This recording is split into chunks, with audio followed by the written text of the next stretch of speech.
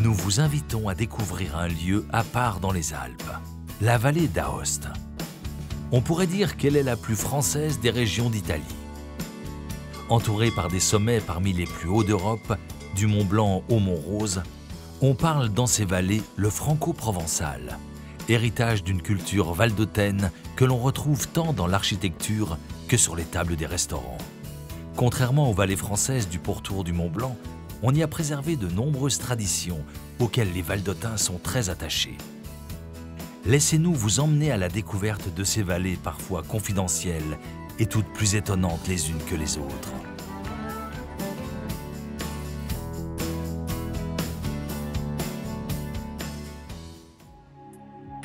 La vallée d'Aoste a successivement appartenu au royaume de Bourgogne puis à la maison de Savoie.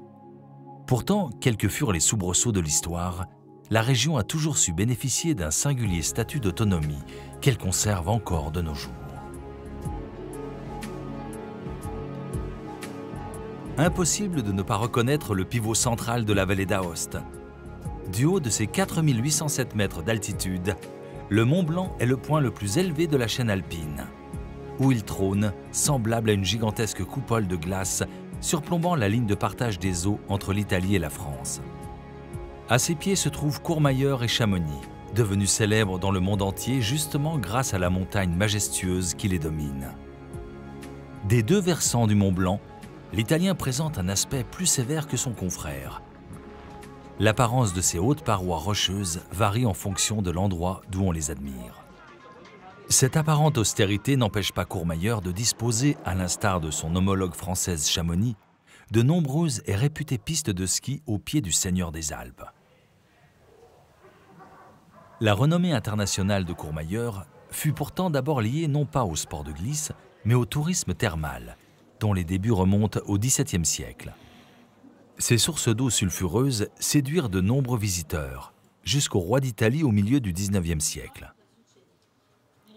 Puis c'est la naissance de l'alpinisme qui lui apportera une notoriété encore plus importante, faisant de cette commune la capitale de l'alpinisme italien. Les forêts font partie intégrante de la vie des Valdôtains. Nous ne sommes donc pas surpris de découvrir que les habitants de la vallée travaillent le bois avec talent. C'est le cas de la menuiserie Clavel à Courmayeur. On y crée des meubles simples, parfois rustiques, non sans une touche de décoration alpine qui leur donne tout leur cachet. Le bois de noyer, moins cher et simple d'utilisation, est le plus utilisé, mais l'on retrouve également dans de nombreux chalets le bois de pin. Quand on utilise du vieux bois qui vient récupérer par voilà, des vieilles maisons qui vont être renouvelées, alors on récupère le bois qui fait partie de la maison et on lui cherche de lui donner une nouvelle vie dans la nouvelle maison. Aussi pour mettre en valeur aussi la beauté de ces vieux bois qui parlent.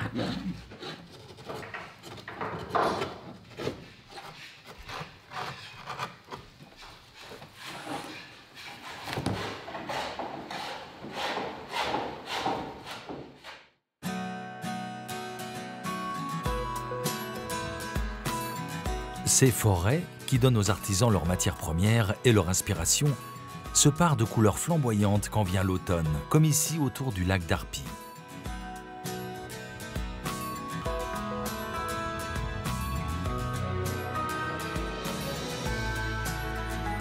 Culminant à 2066 mètres, le lac d'Arpy est enserré par le mont Charvet, la Becca Pugnetta et le mont Cormet. La présence de truites et d'une très rare espèce d'amphibien, le triton alpestre, confirme que les eaux sont d'une grande pureté. Lorsque l'horizon est dégagé, la vue sur les grandes Jorasses est spectaculaire.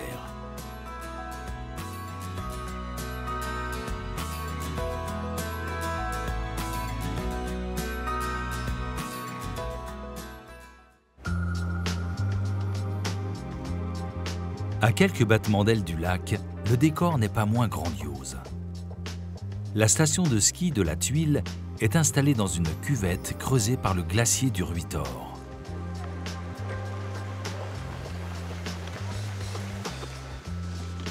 La Tuile fut, avec la vallée de la Tarentaise et la Maurienne, l'une des toutes premières propriétés de la maison de Savoie au Xe siècle. Elle joua un rôle militaire important entre le XVIIIe siècle et la première moitié du XXe. Le col du Petit Saint-Bernard étant le point de contrôle de la Tarentaise et du duché d'Aoste.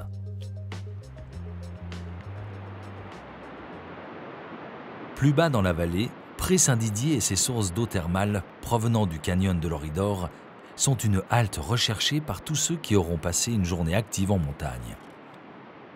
Bien que la réalisation de la station thermale ne date que de 1834, les sources chaudes de la région peuvent se vanter de leur ancienneté historique, pour ne pas dire antique. En effet, elles étaient déjà connues dès l'époque romaine. Par la suite, elles sont devenues un des principaux centres d'attraction de la vallée d'Aoste, ainsi que le lieu de villégiature favori de la famille royale de Savoie. Quand nous quittons la Tuile, il faut garder l'œil pour rejoindre le col du Petit Saint-Bernard. Il serait dommage de rater le village de Pont-Serrand et la chapelle de Saint-Bernard de Montjoux, protecteur des alpinistes et des voyageurs. Si nous nous écartons de la route, les paysages s'ouvrent sur de petits chemins d'altitude qui mènent à des fermes d'alpage. Leur éloignement est un gage de tranquillité supplémentaire.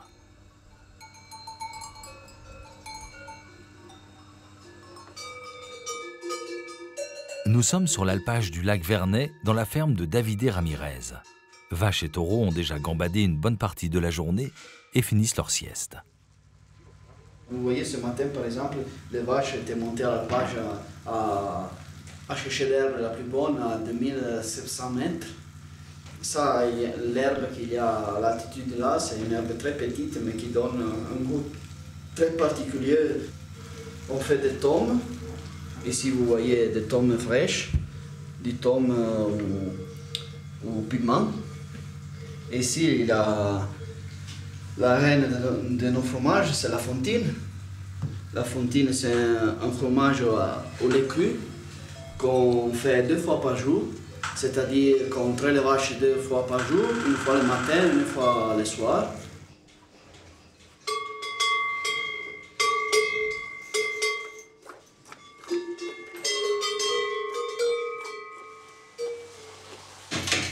Ici, on a les fontines qu'on a fait ce matin. C'est-à-dire 6 heures environ.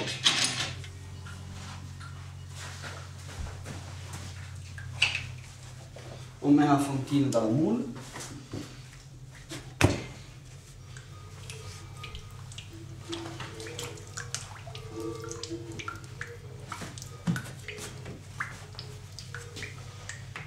Voilà. Après 12 heures, on le prend, on le met dans une solution d'eau et sel. Après, on le sort et on le met dans les panneaux de bois. Et puis, il reste ici 3 mois. On le tourne chaque jour. On le flotte avec du eau du sel.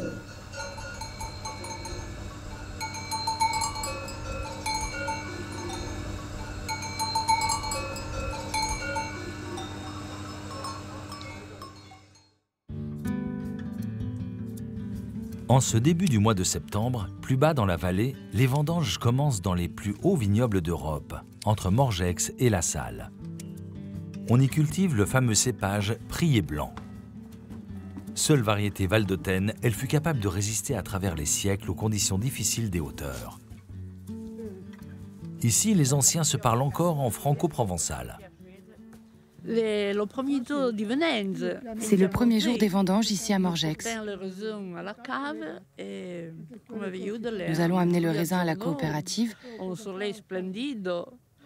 Et comme on peut le voir, c'est une journée splendide, contrairement à certaines fois par le passé où il faisait bien froid.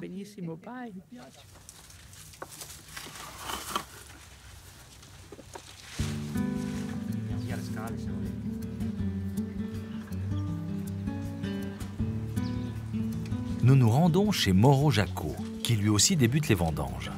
Il nous explique qu'il s'agit ici d'un seul et même pied de vigne.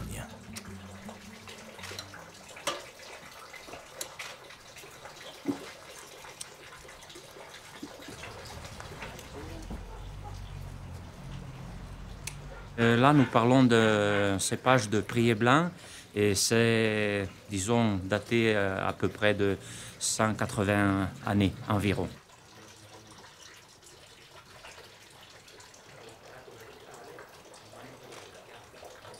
Cet unique pied occupe toute la façade de la maison et peut générer jusqu'à 80 kg de raisin.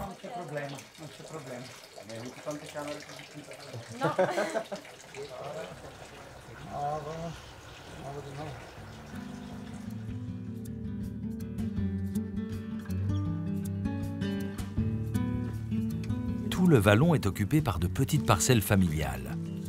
Pour mieux exploiter la chaleur du sol et éviter les dommages du vent et du gel en hiver, le raisin est cultivé sur des pergolas basses. Ils ont besoin d'avoir de l'air et du soleil.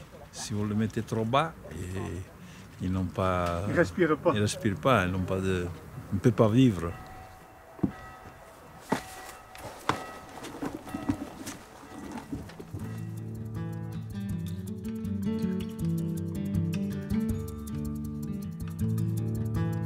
La coopérative regroupe aujourd'hui 80 familles qui apportent leur production au pressoir pour obtenir un vin authentique et original, recherché par de nombreux amateurs.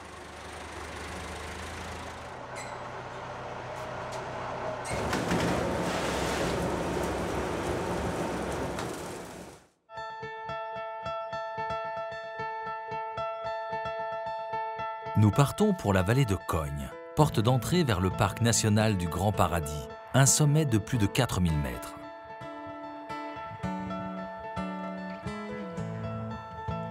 À 1500 mètres d'altitude, le village prend parfois des allures de musée en plein air, avec ses sculptures monumentales.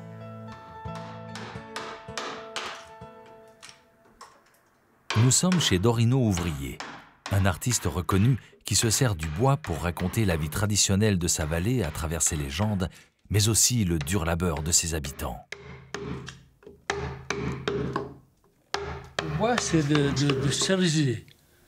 Il y a 20 ans que la plante est ici, qui attend d'être sculptée.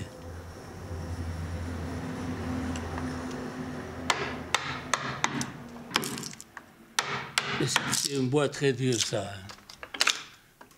C'est pas facile. Il s'est lancé dans une œuvre assez particulière.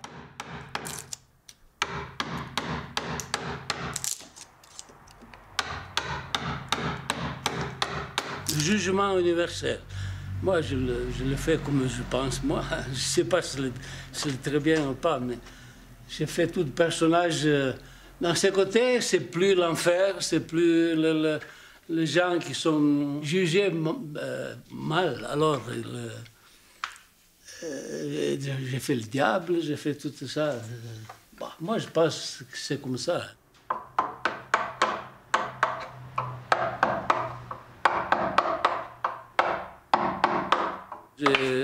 Il me plaît faire cette grande sculpture.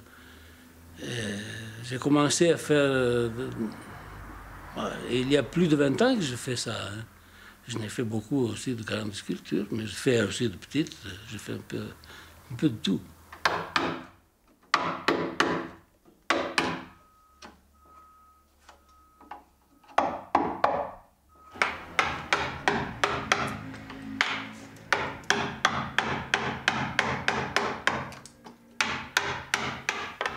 À 74 ans, Dorino est un des chefs de file de cet art valdotin, où l'on moque volontiers la religion, mais avec respect.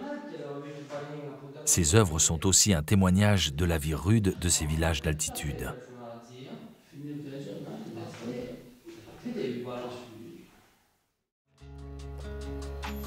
En partant de Valnontais pour monter vers le vallon du Lauzon, nous passons par de petits hameaux d'alpage. Le parc national du Grand Paradis a succédé en 1922 à une réserve royale créée par le roi Victor-Emmanuel II en 1856 pour préserver le bouquetin alors en voie d'extinction. Ce territoire protégé est donc officiellement le plus ancien parc national italien. On compte aujourd'hui plus de 3000 bouquetins qui préfèrent rester dans les hauteurs, tandis que quelques 8000 chamois descendent plus volontiers vers les hameaux pour glaner de la nourriture. On a un endroit dans lequel les animaux ils sont protégés, l'ambiance c'est un ambiance délicat, alors le parc c'est très important.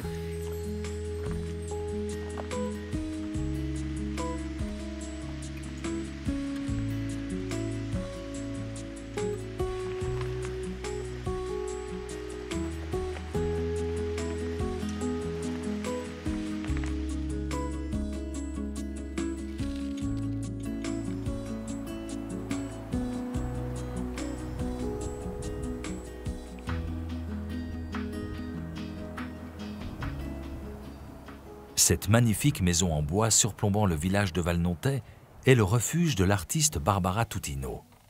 Cette peintre passionnée par la montagne et tout ce qui l'entoure a notamment signé un ouvrage sur l'alpiniste Walter Bonatti. Bonatti fut l'auteur de nombreux exploits dans les années 50 et 60.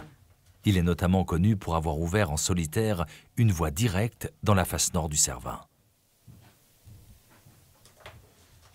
Voilà.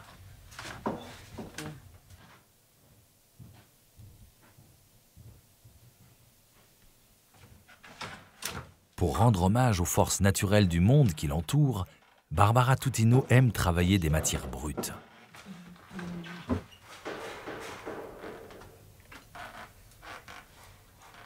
C'est de la tôle. C'est de la tôle de fer. On a des toits en pierre, nous, ici. Non? Et en dessous les pierres, justement, on met ça pour... Et quand ils refont les toits, moi je récupère les toiles qu'ils jettent. C'est une belle matière parce que la peinture joue avec le fond, non? Avec le matériel qu'il y a. À la lumière. Puis j'aime aussi le bruit du fond.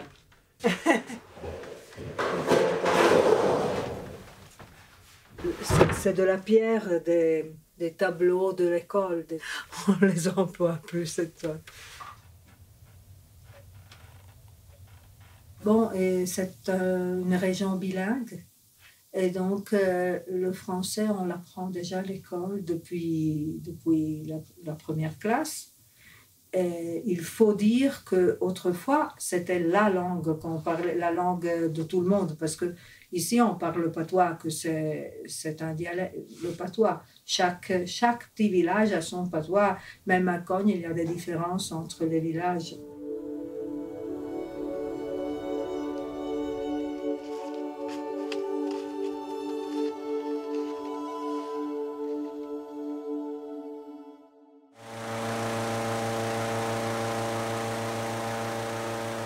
Dans le centre-ville d'Aoste, en marge de la piste aéroportuaire, Igor Charbonnier va profiter des excellentes conditions climatiques du jour pour emmener un petit groupe découvrir la vallée en prenant de la hauteur.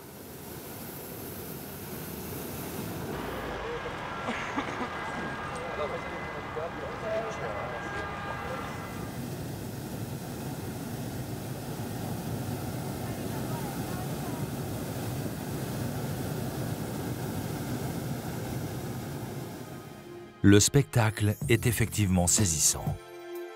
Tout autour de l'axe central de la vallée, des sommets de plus de 4000 mètres encadrent l'horizon. Parce qu'on est dans les Alpes, de tous les côtés, on a des montagnes tout autour. On a le 99% de montagnes.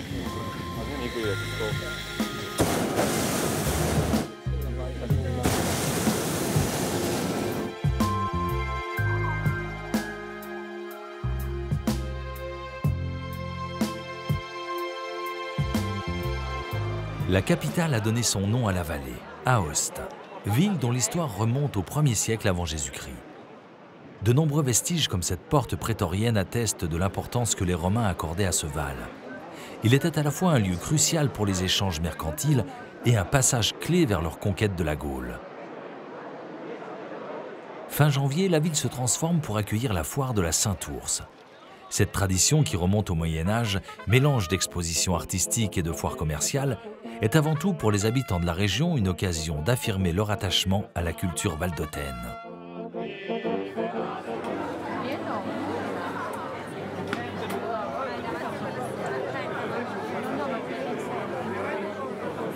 chacun vient exposer ses plus belles œuvres le long des voies historiques. Si la fondation de la ville est datée de 25 avant Jésus-Christ, l'amphithéâtre remonte quant à lui à l'époque de l'empereur Claude, 50 ans après Jésus-Christ.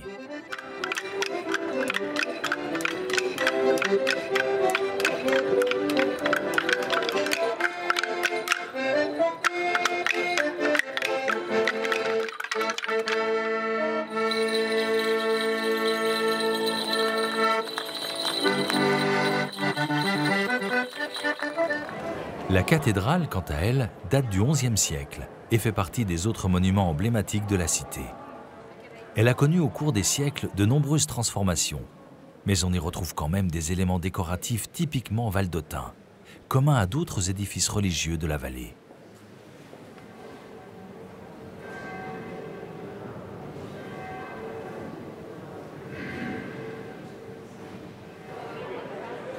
À la foire, les artistes les plus en vue et ceux qui ont une activité commerciale associée à leur création investissent dans de beaux stands couverts. C'est le cas de Mauro Savine, un des derniers fabricants de cloches de qualité pour le bétail. La foire est pour lui une occasion unique de rencontrer des paysans et des bergers qui viennent lui passer commande.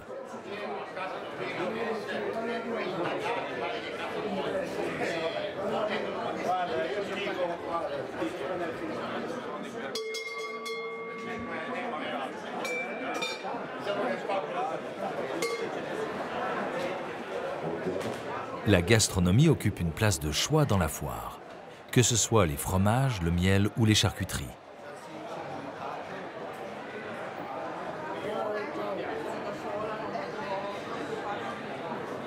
On trouve même au coin des rues des fondus et des polenta pour se réchauffer.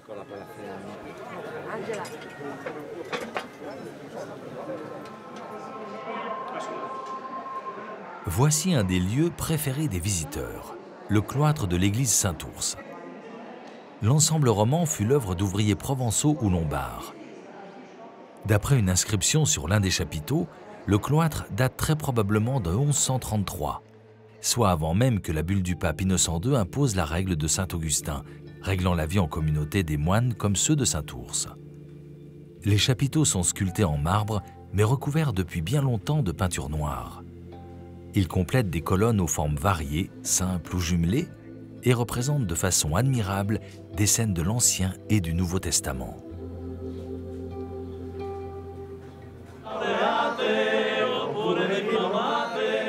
La foire de Saint-Ours se prolonge tard le soir par des concerts improvisés, des chorales. Tous les prétextes sont bons pour se retrouver et partager de bons moments.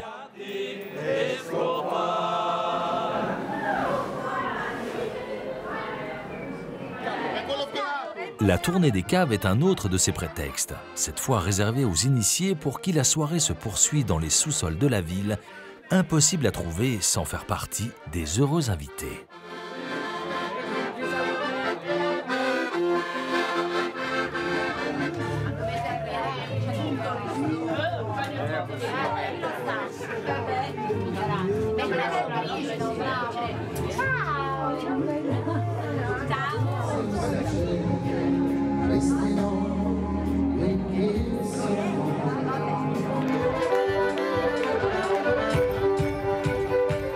Ils vont terminer leur nuit sous terre, tandis qu'en surface, de dernières rondes bien enlevées marquent la fin des festivités.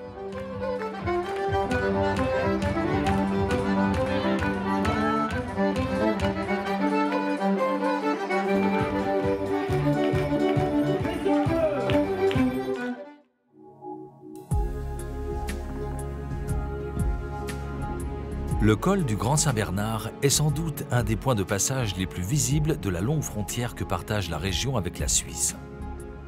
L'hospice du Grand Saint-Bernard est d'ailleurs le seul refuge ouvert l'hiver pour ceux qui, à l'instar de Napoléon et son armée en 1800, souhaitent s'y aventurer.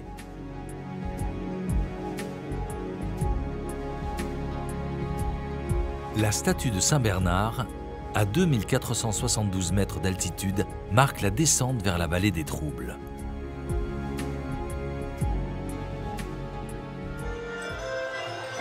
Plus bas, en cette mi-février, le carnaval bat son plein dans les hameaux de Gignot.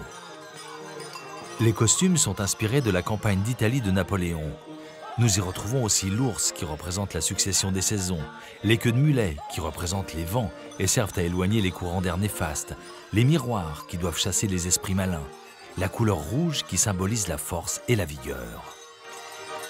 On a des costumes qui ça se ressemble aux costumes des soldats de Napoléon.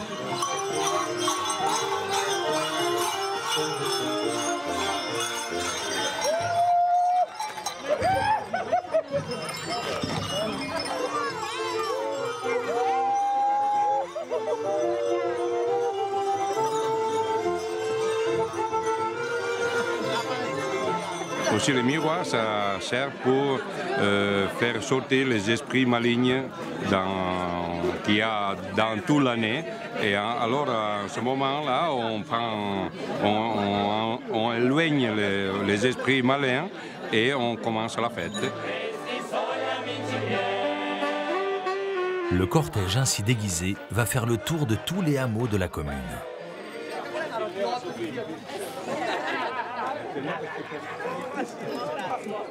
Dans toutes les familles de tous les villages qui ont fait le tour ici, nous donnent à manger, à boire, et nous on porte un peu de fête, un peu de musique, on chante, on danse, et c'est ça qui nous tient ensemble une fois par l'année.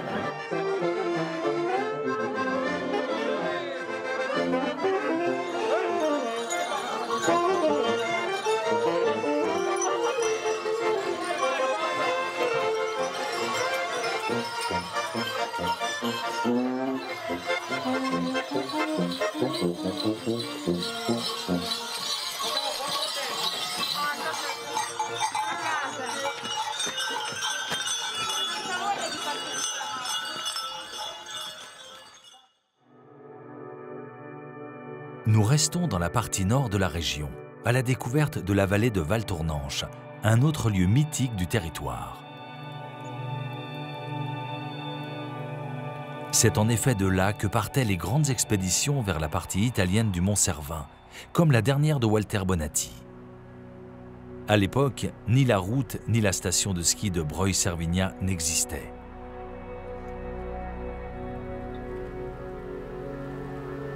Les exploits de ces guides et de ces alpinistes ont inspiré plusieurs créateurs comme Gabriel Maquignaz, dont la maison est déjà une œuvre d'art en soi. Skieur dès son plus jeune âge, il a été attiré très tôt par des matières brutes pour restituer les ambiances des sommets qui l'entourent, non sans ajouter une patte contemporaine.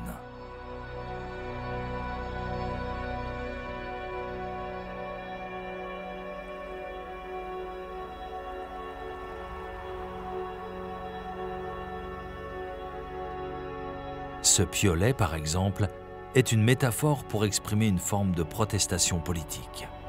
Le piolet, c'est le piolet de la liberté des peuples de montagne. Je l'ai créé pour envoyer un message au gouvernement italien, je peux dire. De ses œuvres rejaillit sa colère à propos de dommages faits à la nature, à l'environnement et à la montagne. Quant à celle-ci, c'est un hommage fait aux guides qui se sont attaqués au Cervin. Ma cette œuvre représente la montée à la montagne, symboliquement.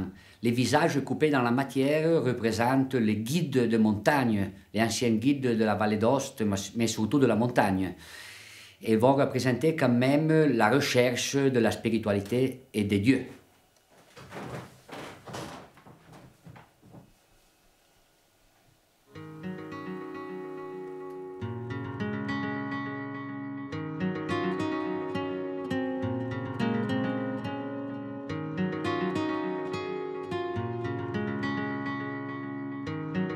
Il est vrai qu'une fois la station de Breuil-Servignat atteinte, le spectacle de tous ces sommets est à couper le souffle.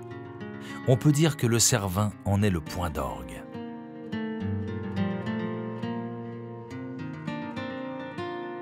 Mais ne négligeons pas de passer par le bureau des guides.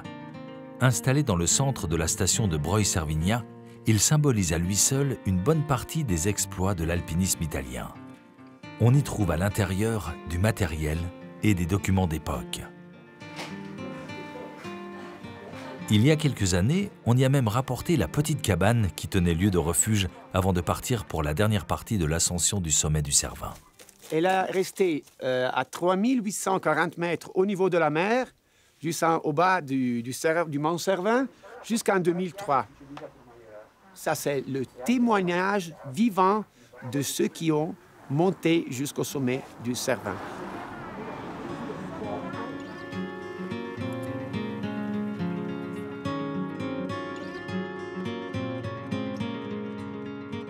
Au fur et à mesure que l'on monte en altitude, le Cervin change de physionomie. De l'autre côté de l'arête, côté suisse, on l'appelle le Matterhorn. On peut encore mieux apprécier la verticalité de cette face menant au sommet, situé à 4478 mètres. Mais revenons du côté italien, où plusieurs fermes installées au pied du Cervin se sont depuis toutes reconverties dans le tourisme. La plupart des restos que tu vois sur les pistes, ce sont les vieilles fermes. Et ça, c'est l'histoire, c'est la tradition qui a continué, parce que c'est les fils des fermiers qui ont décidé de transformer les fermes. Et maintenant, il y a les restos dans les pistes, comme on a vu aujourd'hui. Mario Draghi al lavoro sul discorso programmatico che mercoledì presenterà al Parlamento alle 10 al Senato, alle 11.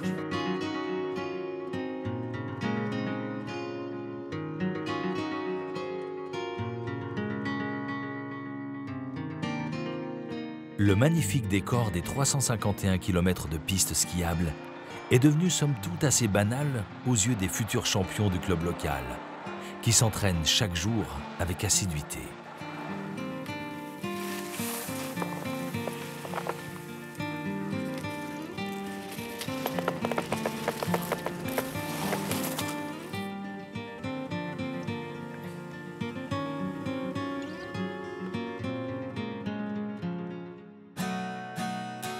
Autour du Cervin et de Valtournanche, il existe de petites vallées préservées où très tôt, on a fait le choix de ne pas créer de route pour éviter la présence des voitures.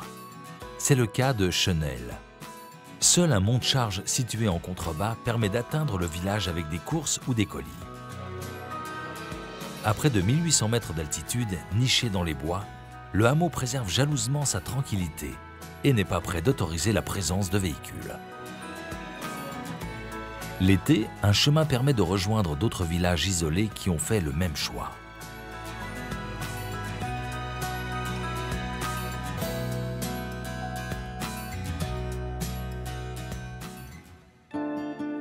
Le plus connu de ces villages est Chamois.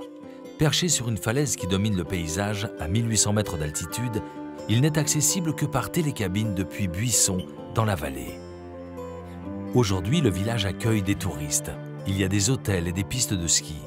Mais les habitants ont eux aussi toujours refusé d'être reliés par la route, pour ne pas être envahis par les voitures.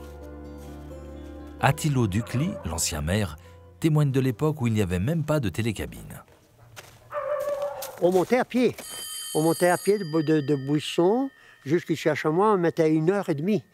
Parce qu'on était obligé de descendre de temps en temps pour aller prendre ce qu'on avait besoin, du riz, du maïs, et tout ça, des choses qu'on ne pouvait pas produire nous.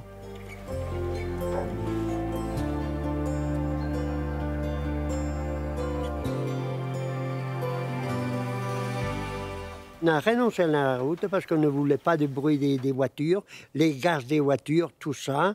On voulait toujours rester tranquille. Et alors on a décidé de faire une funiculaire.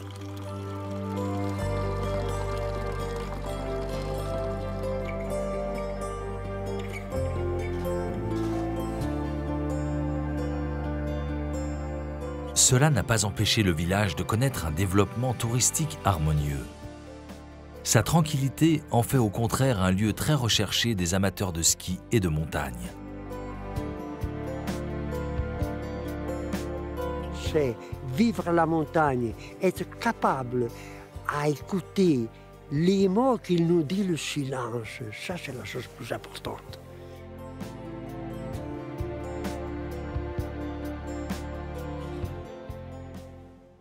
Autre lieu jalousement gardé par les connaisseurs, le parc du Montavic, qui n'a plus de secret pour le grand alpiniste Abel Blanc. Ce dernier est connu pour avoir gravi les 14 sommets de plus de 8000 mètres de la planète. On a vu le départ de l'industrialisation. Ils avaient besoin du métal, du fer. Et là, c'est une mine de magnétite. Et alors, il fallait descendre le matériel jusqu'en bas dans la forêt où il y avait un four et le matériel était traité pour faire du fer. Des mines, il ne reste plus dans le parc que les chemins d'accès qui allaient jusqu'au lac en altitude. Bouquetin et Chamois ont depuis longtemps repris possession des lieux.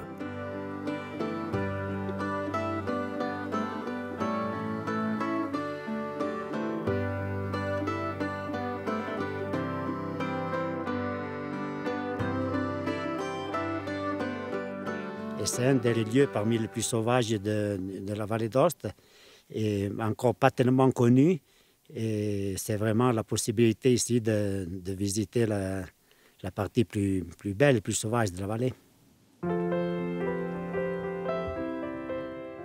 Tourbières et lacs ponctuent la traversée du parc, parsemés seulement de quelques rares alpages particulièrement privilégiés par le cadre où ils se trouvent. Des siècles durant, les habitants des villages de montagne de Champs-de-Pras et de Champorcher ont pratiqué une économie de subsistance fondée sur leurs activités pastorales.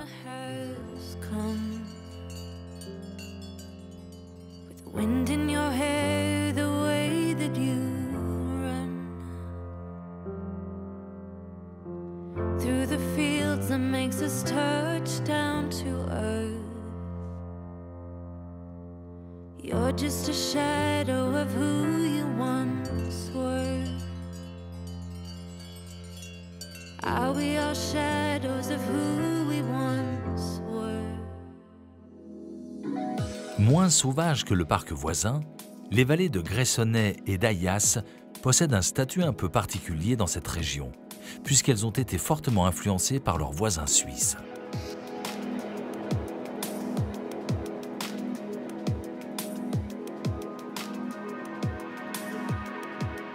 Nous sommes à Chalon-Saint-Victor, dans le quartier de l'Isola, où nous retrouvons dans son atelier Mauro Savine, que nous avions rencontré lors de la foire de la Saint-Ours et qui nous avait vanté les mérites de ses cloches. Dans sa famille, on est forgeron de père en fils depuis 4 générations.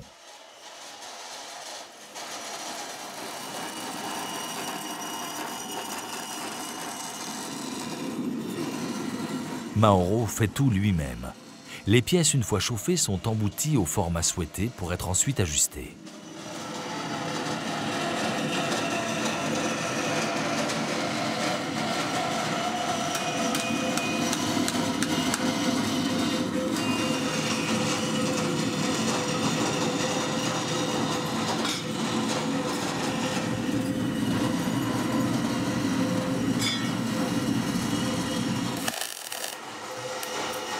C'est un travail de précision, car il doit ensuite pouvoir assembler les 2 parties de la cloche.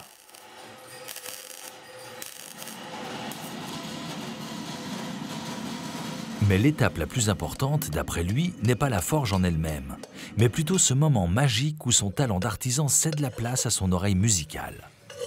Le son, il est cristalline et il y a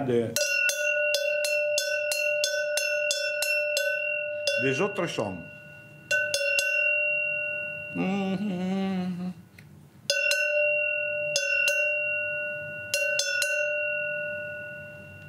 Trois.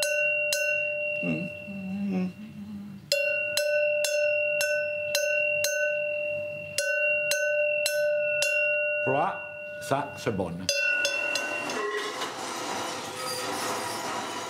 Aujourd'hui, Mauro regrette de ne pas pouvoir trouver un jeune qu'il formerait pour prendre sa succession.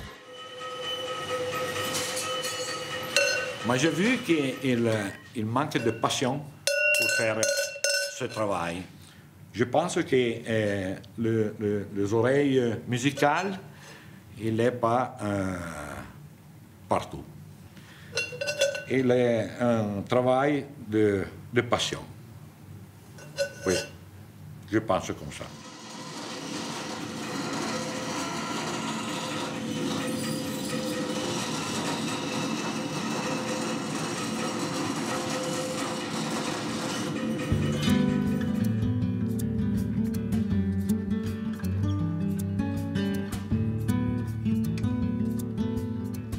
À l'extrémité de cette vallée d'Ayas se trouve Champoluc. Ce petit village est un des accès au massif du Mont Rose. Le mont regroupe plusieurs sommets entre la Suisse et l'Italie, dont la pointe du Four, côté suisse, à 4600 mètres d'altitude. C'est ici qu'on peut croiser un des derniers grands glaciers d'Europe, le glacier du Lys. Le village de Champoluc se trouve déjà à 1500 mètres d'altitude et est entouré de plusieurs hameaux où l'on rencontre encore ces maisons traditionnelles que l'on appelle des rascars.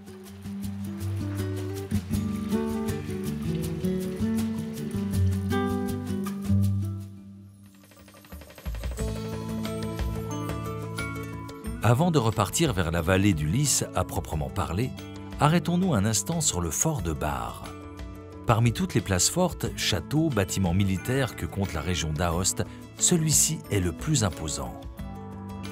Dès le 5e siècle, c'était un point de contrôle privilégié sur la route vers la France ou la Suisse.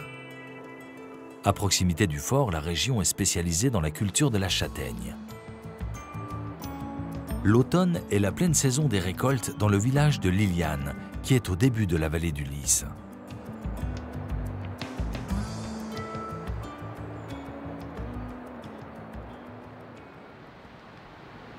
Située à 655 mètres d'altitude, la coopérative Il Riccio est le premier producteur de châtaignes de la région.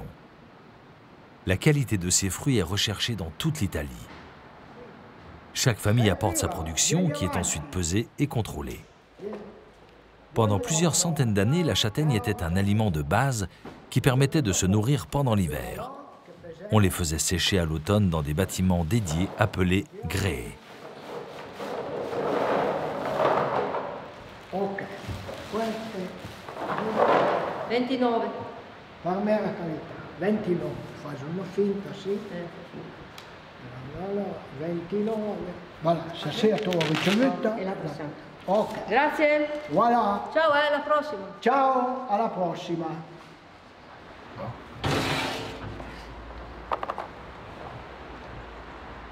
Noi siamo, diciamo, il centro della La châtaigne est encore très présente dans ces basses vallées. C'est ici que l'on a eu les premiers sites d'exploitation de la châtaigne, de la vallée d'Aoste et même du Piémont. Et c'est vraiment quelque chose de très connu à travers toute l'Italie. È molto sentita la coltivazione della castagna. Une fois triée et calibrée, une partie des châtaignes sera transformée sur place, en sirop, en crème de marron, en farine ou en flocons.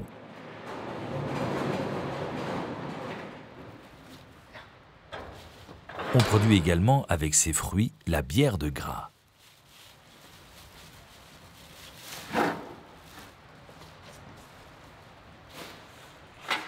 Dans la région, on continue de réaliser des plats traditionnels avec de la châtaigne. Elle est associée aux charcuteries traditionnelles comme le lard et bœuf séché, préparés en soupe ou en potage, ou simplement accompagnés de beurre ou de lait de montagne.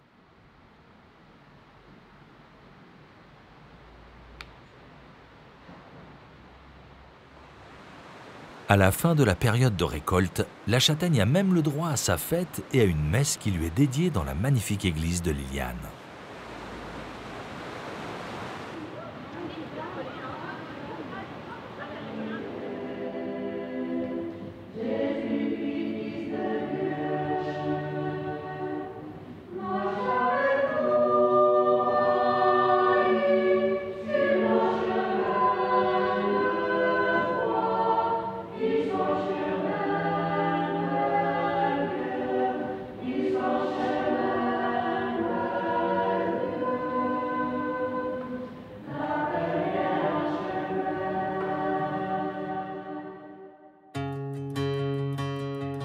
Dans cette basse vallée du Lys, en remontant vers Perlose et après un long chemin perdu dans la montagne, on découvre le hameau de Cemp, qui semble vivre hors du temps. Et pour cause, c'est un village abandonné que l'artiste Angelo Giuseppe Bettoni, dit Pino, a décidé de faire revivre en le peuplant d'œuvres d'art créées par lui-même et par plusieurs autres artistes. Oui, il y a beaucoup d'artistes qu'on dit a fait des sculptures pour laisser ici. Pino est aussi un poète. Ici, dans le rêve, elle se fait emporter par le vent. Mais dans le rêve, elle est invisible. Et sur son parcours, elle va entrer en collision avec un voile que le vent porte dans la direction opposée. Et c'est à ce moment-là que les deux vont devenir visibles. Pinault a réalisé un travail remarquable au fil des années, en restaurant plusieurs maisons, coupant les ronces, nettoyant les chemins et exposant des œuvres en bois, en fer ou en bronze. Il a redonné vie à ce hameau en le transformant en musée à ciel ouvert.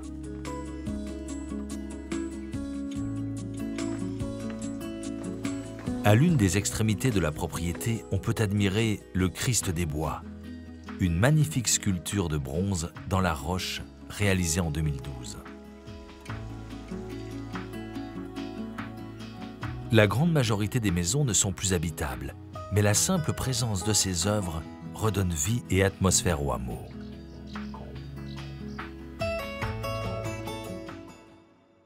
Nous remontons la vallée du Lys vers Gressoney. Nous entrons en territoire Walser, un peuple burgonde qui, au XIIIe siècle, partant de Zermatt, avait colonisé cette vallée en important leur langue et leur style de maison en bois, les Stadel. Nous avons la partie basse, qui est la partie en maçonnerie, là où il y avait l'étable, tandis que dans la partie haute, dans la partie en bois, il y avait le fenil et il y avait le dépôt de gerbes, des céréales. Sous chaque structure, des pilotis en pierre surmontés d'une tête de champignon empêchaient les rongeurs de monter vers les parties supérieures.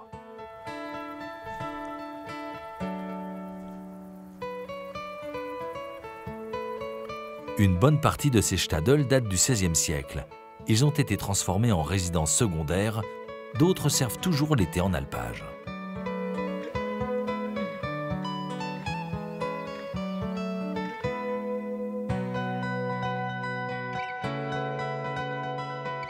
Depuis le belvédère et dominant la vallée de Gressoney-Saint-Jean, nous apercevons le château Savoyat, résidence d'été de la reine Marguerite de Savoie, qui y demeura jusqu'en 1925. Passionnée de montagne et de nature, la reine avait fait de ce manoir médiéval un lieu atypique, entouré de jardins qui auraient pu rivaliser en beauté avec les réalisations de Louis II de Bavière. Dominé par le glacier du Lyskamm et l'imposant massif Mont-Rose, Gressoney-Saint-Jean est au cœur de la culture walser.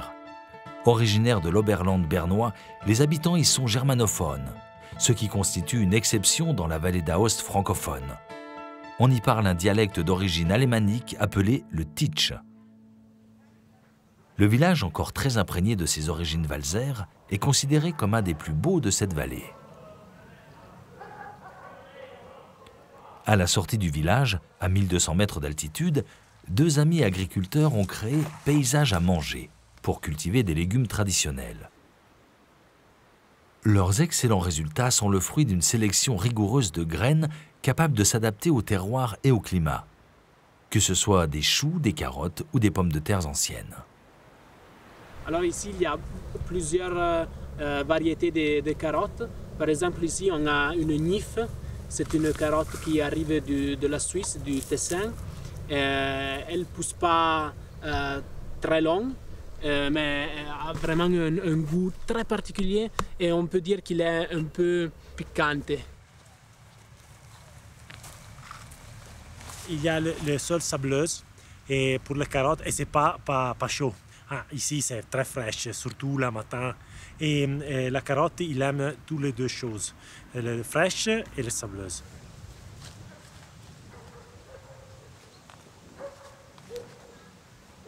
Voilà, ici nous avons un autre légume alpin. En italien, on l'appelle le rutabaga.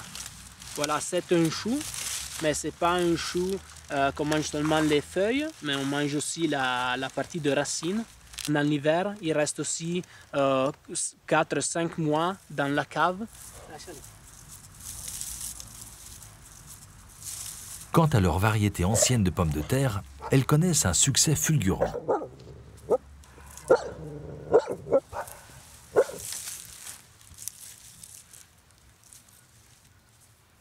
Voilà, ancienne variété de pommes de terre. Celle-là, c'est une Wisselechentaler. Elle arrive du Valais. Voilà, c'est un autre pays valser dans la Suisse. Et nous, on a fait un peu de recherche sur les anciennes variétés cultivées dans les Alpes. Et celle-là a une liaison très intéressante avec Gressoney, parce que aussi Gressoney, c'est une communauté valser, donc on la cultive avec plaisir. Però sono belline, eh? Sì, sì. Voilà.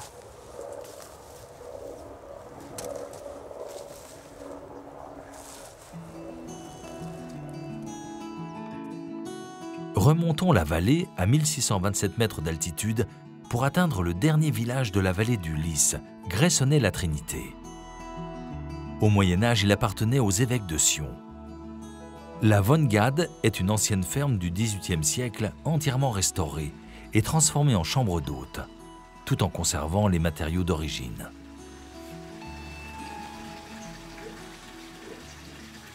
Il vivait dedans les personnes avec les animaux ensemble en hiver, quand il faisait très froid.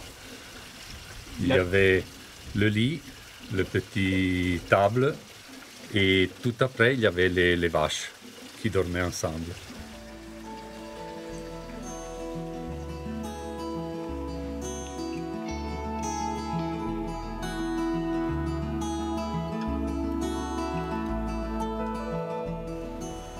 Ces maisons étables, les Von Gad, sont les derniers témoignages vivants de la culture valser.